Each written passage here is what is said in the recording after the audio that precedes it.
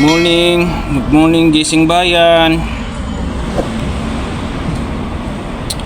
Wala po tayong upload kagabi mga kababayan dahil nga po medyo pagod po tayo. So pagdating sa bahay diretso tulog po.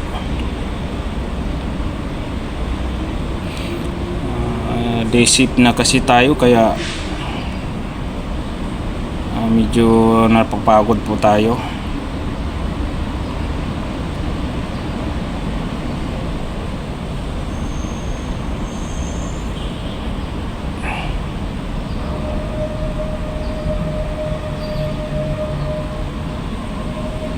Dapat umalis na sa gabinete. Nako! Mga kababayan, gusto lang ako mag-reaction sa mga sinasabi po ng taong ito dahil napakatagal ng panahon po itong taong ito ay walang ginagawa kundi paninira sa kapwa,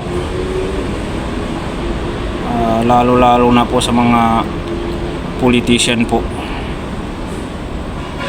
Pakinggan nyo po guys, pakinggan nyo po mga kababayan ang pinagsasabi po ni Mr. Abi, Mr. Mike Abi po.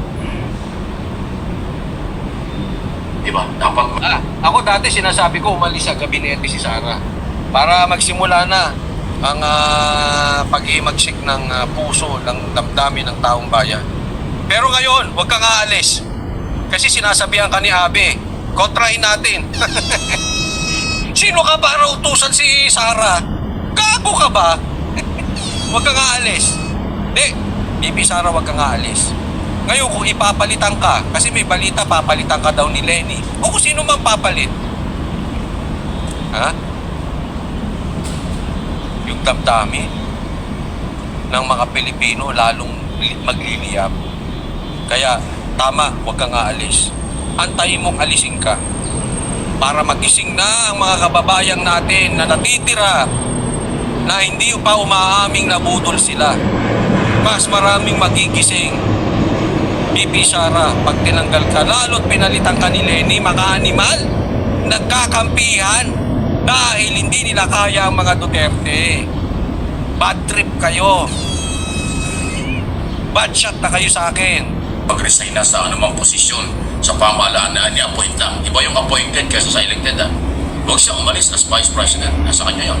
Kasi elected siya dyan. Pero yung mga posisyon tulad ng secretary, ng DepEd, o kaya Ako dyan sa polo mo. ano pa mang posisyon niya, vice chairman ng National Task Force LCAP, o anumang posisyon may hawak pa na yan, dapat bitawan na rin yan. Ipagkaloob niya sa mga taong mayroong 100% na tiwala ang Pangulo, ang pamilyang Marcos, at may tiwala din ang taong bayan. Kasi sa ngayon talagang nababawasan, talagang mawawala ang tiwala ng mga Marcos supporters, Marcos loyalists sa pamilyang Duterte, lalo na kay Vice President Charo. Kung nababawasan daw, nawawala. O di payagan nyo kami mag-rally sa Bulacan. Payagan nyo kami mag-rally sa iba't ibang lugar. Kasi nababawasan ni konti na, di ba? Ayan po mga kababayan, gusto po niyang mag-resign na daw po si BP Sara sa pagiging sekretary po ng DepEd. Alam niyo po, nakakalungkot din isipin na may mga taong kahit alam nila yung ginagawa ng BP Sara natin na napakaganda, ay hindi pa rin tama para sa kanila.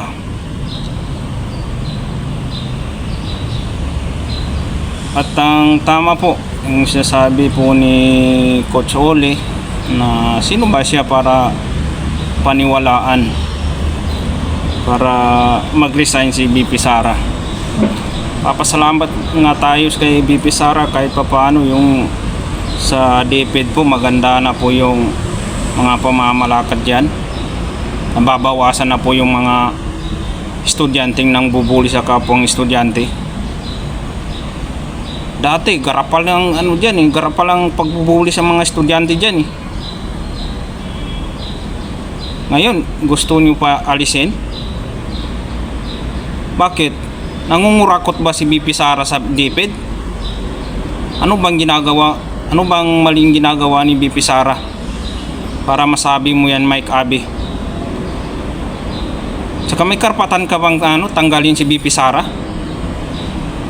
Alam mo, Mr. Abi, matagal ka ng panahon naninira sa mga tao. Ang unang sinisiraan mo si Senator Robin Padilla.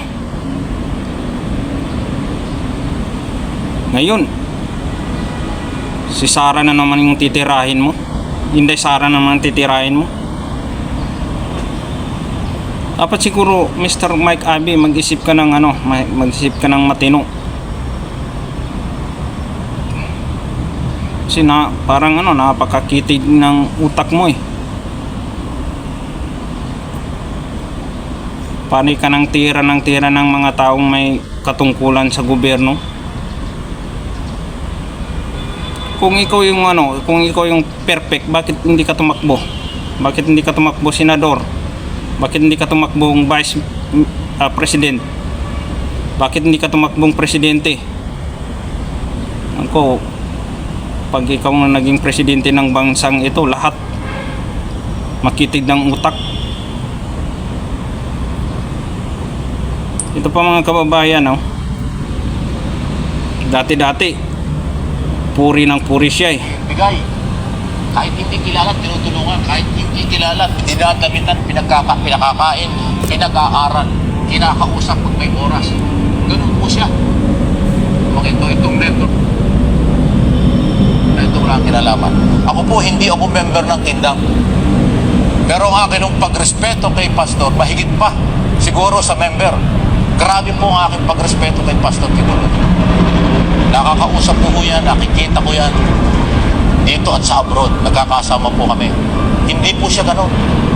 Lahat sa kanya tulong. Lahat po siya ay bigay.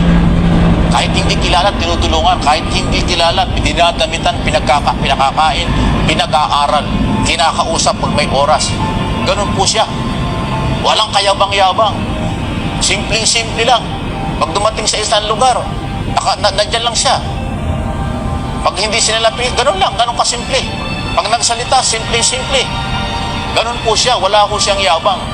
Hindi ho totoo yung sinasabi ni Vice K na mayabang si Pastor, hindi ho totoo yun. Kaya sabi ko nga, yung ginawa po ng ABS-CBN, kayo mga taga-ABS, after money lang kayo, after rating lang kayo. Yan pong inyong talent na yan, inyong pagsabihan yan. Pasalamat kayo kung sana hindi yan makasalubong ng mga taong nagagalit sa kanya. Baka may paglagyan ng mamang yan. Mama naman yan, hindi naman ho babae yan eh. Huwag ninyong iinsultuhin si Pastor dahil hindi nyo kilala ng personal yan. Hindi nyo nakikita yan. Hindi nyo siguro nakatabi kahit minsan.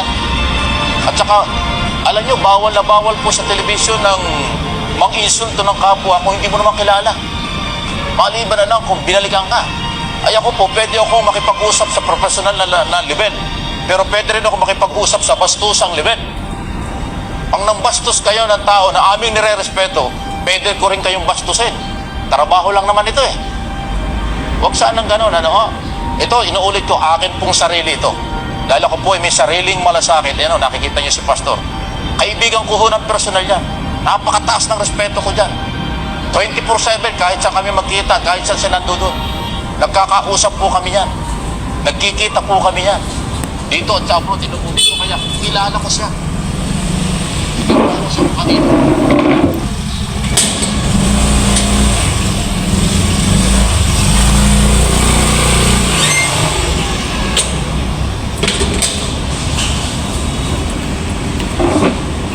Ayun po mga kababayan, narinig niyo, puri ng puri kay Pastor Kibuloy.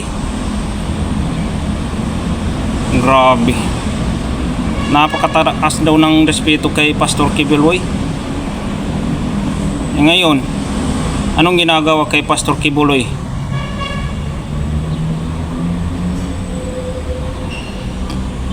Kung siya lang masusunod kay Pastor Kibuloy ngayon, Ewan ko na lang kung anong gagawin nun.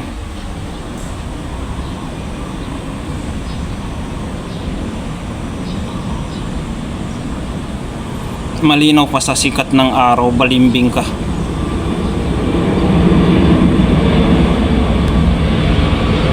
Grabe.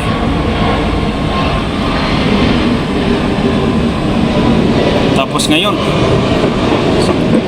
Inday Sara na naman yung titirahin mo. BP Sara naman sisirahin mo.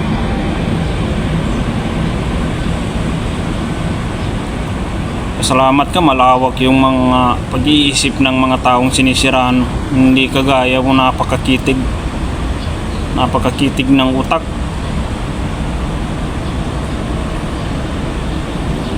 Papasalamat pa nga tayo sa DepEd sa kay Inday Sara naging sekretary ng DepEd dahil maayos na po yung pamamalakat po dyan.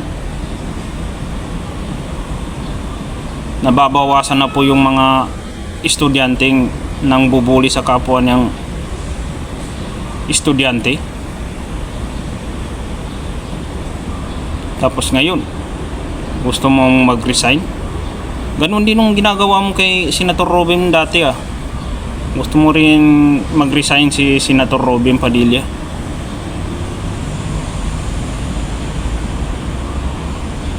Grabe naman mga taong ito.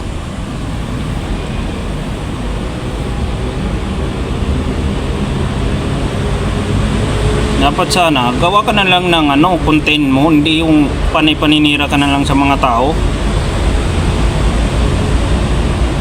Alam niyo po mga kababayan, matagal ko na po itong nasubaybayan si Mr. Abi, panay sira po sa mga tao, lalo na po sa mga politika.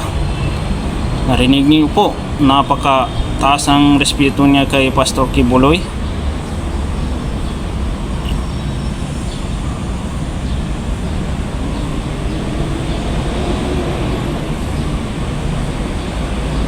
Grabe.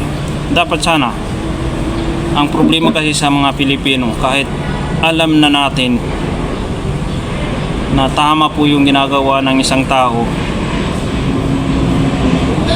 mali pa rin para sa kanila, hindi pa rin tama.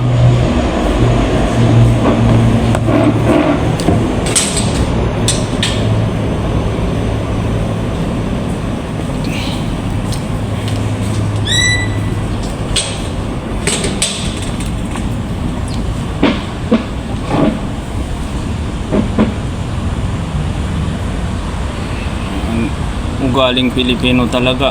Ayun, gusto niyo pa bumaba si Inday Sara, BP Sara sa kanyang pwesto.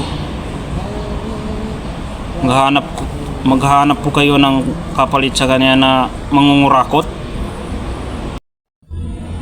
Hanggang dito na lang po mga kababayan, video po natin. So maraming salamat po sa mga pumapalo po, sumusuporta po sa mga upload po natin, lalo na po sa mga nag-subscribe. At muli, magandang umaga po sa ating lahat.